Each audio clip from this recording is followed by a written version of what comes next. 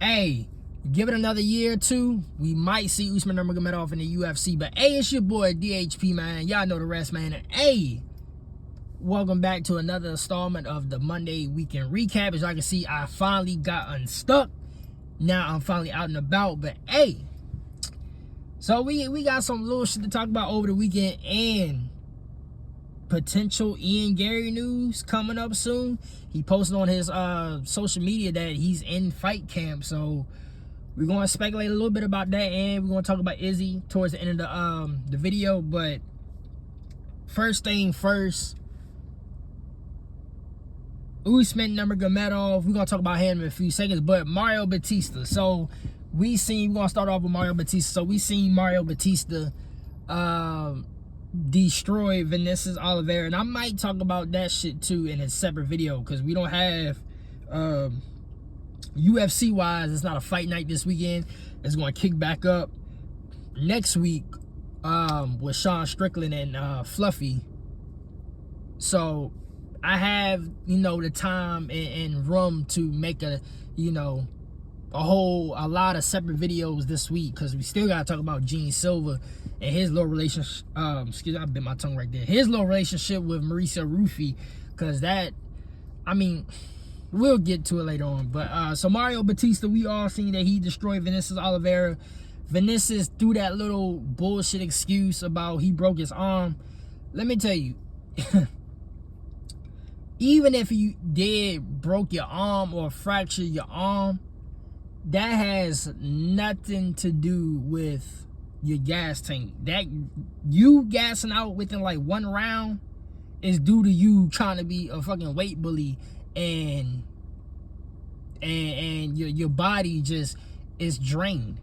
And I don't know how you rehydrated after the weigh-ins, but breaking your arm or fracturing your arm got nothing to do with your gas tank. That's all on your massive weight cut. I guarantee you, if he was to go up, like I keep saying over and over, if he was to go up to featherweight or even fight at lightweight, his gas tank would actually be better. And I said it on the review, Vinicius Oliveira is actually a good fighter. He's way better than what the fuck he just showed against Mario Batista. But once again, when you're going against somebody of a caliber of a Mario Batista, and you doing this massive weight cut, what the fuck you think is gonna happen? You know what I mean? You can't do that much of a weight cut and expect for you to perform at your highest peak, especially with somebody like a Mario Batista. So I'm disregarding that bullshit excuse of he broke his arm and shit like that. But for Mario Batista, now I did take a look at the rankings, my last ranking video, because and I also took a peek at the rankings earlier today. So it still hasn't updated yet, so I'm going off my last ranking video. Tell you the truth, I know he said he would not entertain a Sung Yadong fight, but they might gotta run that, because unless the only fights I can see Mario Batista having is Sung Yadong, which I know he don't want to, Sung Yadong or Corey Sandhagen, because it seemed like Umar and Sugar Sean potentially might get that fight going, so that's out of the question. So we looking at either Sung Yadong or Corey Sandhagen. Davison Figueiredo, no, that's a no. There's no other fight that could be made with Mario Batista other than those two, especially with him being far back in the rankings. So that's pretty much clear and cut with that one. But Usman Nurmagomedov, this is what I really want to get to. And by the way, this might be one of the shortest weekend recaps, because it ain't really too much to discuss. There's some extra shit that I do have to discuss, but I'm gonna make a separate video on that in its entirety. But Usman Nurmagomedov, so I found out through Ariel Helwani, and I think he said it somewhere too. Was it the post-fight presser that he had or something like that? So he got like what his contract with PFL is coming to an end. It's either at the end of this year or maybe next year. So, with that being said, we all know, so it's Usman Nurmagomedov and Paul Hughes. We all know these two niggas, these are the two niggas that everybody wants, including myself, that everybody wants, you know, to jump ship to the UFC. Usman Nurmagomedov in the past, and you know, and I was talking about this last year because I think he been saying it, but he definitely said it last year. So he's waiting for Islam to retire from the UFC, and then he's going to jump aboard. Now, Usman being 27 currently, right? Islam, he's made the jump to welterweight, and like he keeps saying to the media, because, you know, everybody wants to see the fight with him and Ilia Topuria. He told the media, and he told Ilia, you gonna have to jump out the welterweight because I'm not coming back to lightweight. So, with that in mind, right, Islam staying at welterweight, it is honestly the perfect time for Usman, once his contract is up, to jump ship to the UFC, because Islam is not coming back to lightweight.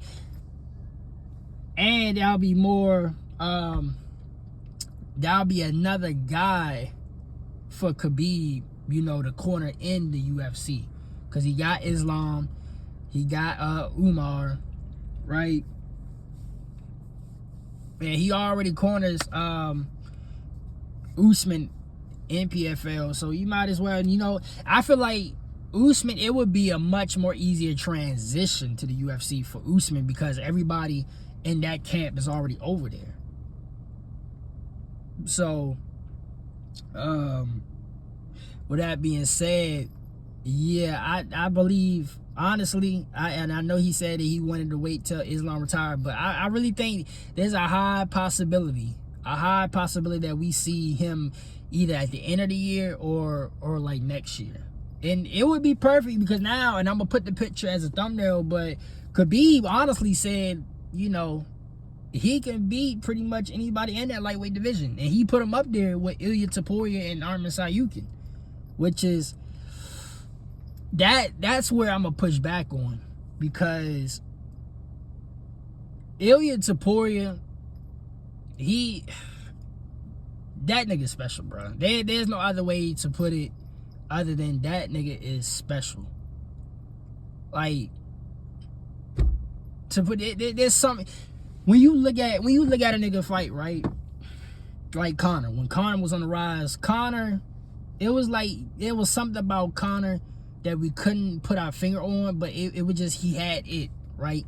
With Conor, we knew eventually he was going to get to a stylistic point where he could be beaten, which is, you know, I always say in my personal messages or in my personal group chat, back then I was like, somebody like a Frankie Edgar would beat Conor, but Frankie never got to Conor. So it ended up being it ended up being Khabib and Nate Diaz. At first it was Nate, and then Khabib later on, right? But we knew that Conor, even though he was special in the moment during his run, and he had the it factor, there was always something that was missing from his game that he could have been got, right? I do not feel like it's like that with Ilia Topuria. Ilia Topuria is the dude, anything that he can do or that you think he can't do, he can do it. He has extremely good boxing. He can fucking grapple. And the scariest thing is his grappling and wrestling is good, and his jiu-jitsu is good, and he said he's still improving on that, which is scary. Which is why I always say, you know, honestly, if you really look at it, Ilia Topuria is really Islam's biggest threat. Now, I think if Islam was to come back to lightweight, that's all advantage Ilia. If Ilia goes up to welterweight, it's kind of like, I wouldn't say it's a pick'em fight, but I seen Islam beating Topuria just because he's going to be the bigger fighter. But I would not put it past if Ilia actually beats Islam, because he's just that special. So, with that being said, Usman, if it was the fight, right? If Usman was to come up to the UFC and, you know, face Ilia or Arman Sayukin, I do think he could potentially beat Arman, just because he has more of a strike of a dime. And I say this all the time about him or Umar. They is not the prototypical Nurmagomedov where they can strike somewhat, but they're looking to get to the fight to the ground. Usman and Umar, the grappling is really, it's more so like Usman. The grappling is just a bonus. But if they want to stand there and strike, they can do that. They can stand there and strike with the best of them. So I do feel like on a stylistic point, Usman would beat Arman Sayukin, but Topuria, that would be one entertaining fight. Honestly, I would love to see that fight more than Islam, to be quite honest, because I don't think we have seen anybody of that dynamic striker that Ilya faced just yet. Like, out of all the niggas that he faced, Volk, Max, Charlie, Josh Emmett, those are pretty good strikers. But they're not really dynamic like Usman. Like Charlie Olives and Max Holloway is probably like the best strikers he's faced. But Max is just a straight technical boxer that can box well at a good range, and he can overwhelm you with his volume of strikes. Usman and Charlie Olives, he's a technical boxer with power. Usman Nurmagomedov, he is a hybrid style of, it's not really, I wouldn't say it's a straight karate style. It's more, he got more like that. And it's not, it's kind of weird with Usman because it's not a straight kickboxing style. I mean, not kickboxing, karate style, and it's not straight Muay Thai. Like, he has a mixture, like every striking discipline that you want to throw out there, whether it's boxing, kickboxing, Muay Thai, karate, he has all that into one. And he comes at you at different angles, and also he sets up more than you know, especially if y'all didn't pay attention to the Alfie Davis fight. Usman set up his shots. Like, it ain't just a straight 1-2 or how some fighters like to headhunt, but they come at you with weird angles just to headhunt you. Usman, he set up a lot of his shit with good level changing, and he'll pop you to the head, but he'll get you to the body too. You know, it almost reminds you like what Valentina do.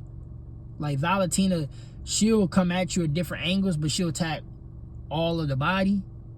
But she's gonna set you up so when, say like if you block low, she's gonna come. She condition you to block low on the next couple striking exchanges, just for her to come back up high and get you the fuck on out of there.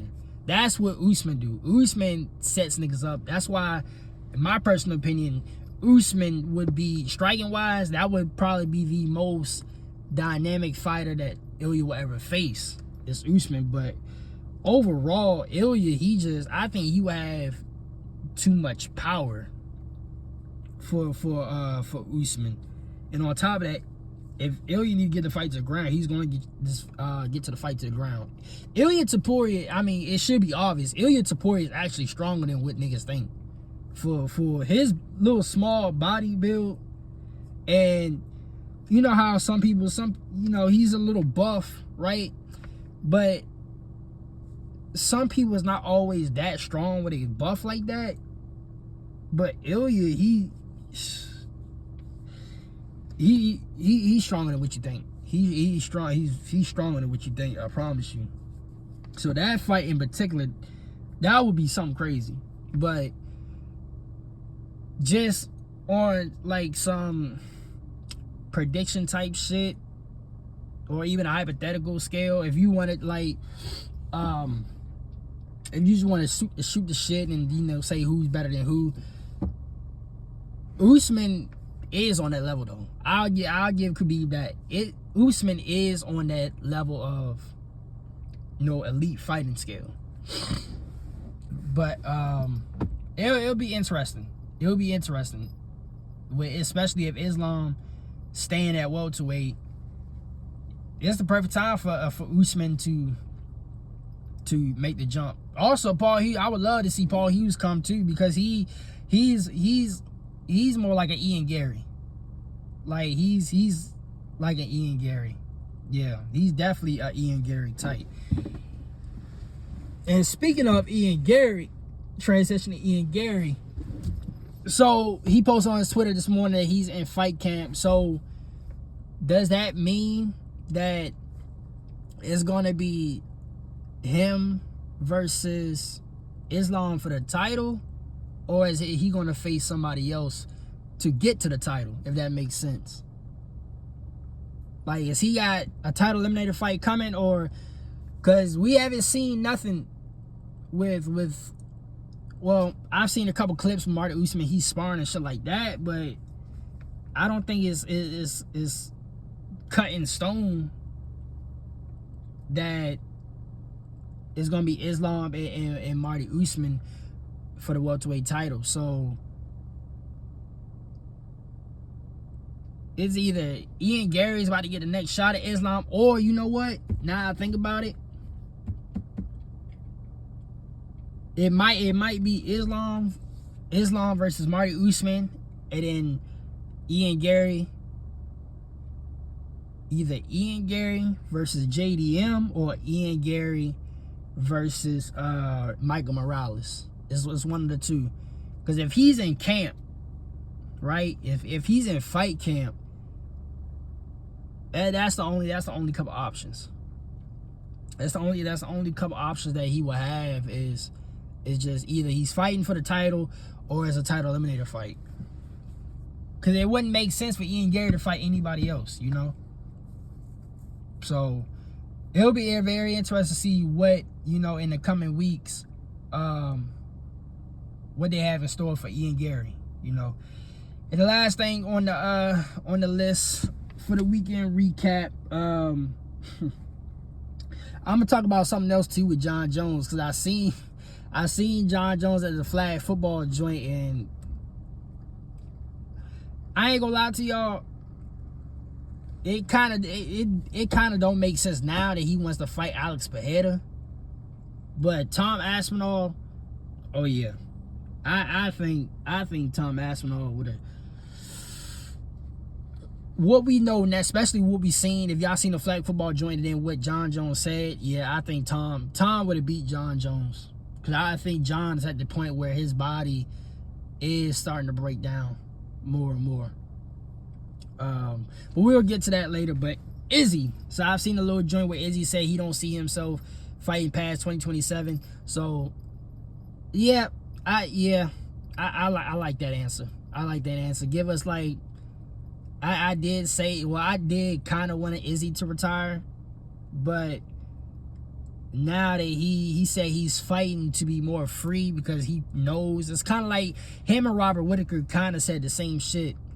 Like, they know that their time at potentially getting another title shot or a title run is over, so they just fighting just for the love of the game. So honestly, this probably, win or lose this next fight, because Izzy got this fight coming up with Joe Pyfer, this might be the best Izzy will probably see as far as like his current state, you know, because it seemed like, you know, you never know how the fight gonna plan out, but it seems like he's about to fight going back to how he came up. So it'll be interesting to see. But yeah, 2027, it sounds about right. It sounds about right for Izzy. And you know, Izzy already cemented his legacy in the UFC as one of, now we can debate whether he's a middleweight GOAT than Anderson Silva. So that's gonna be in a separate, I got a lot of separate videos to make, because it's a good conversation to have, you know. But yeah, I think it's about right for Izzy. But yeah, that's all I got for the Monday weekend recap.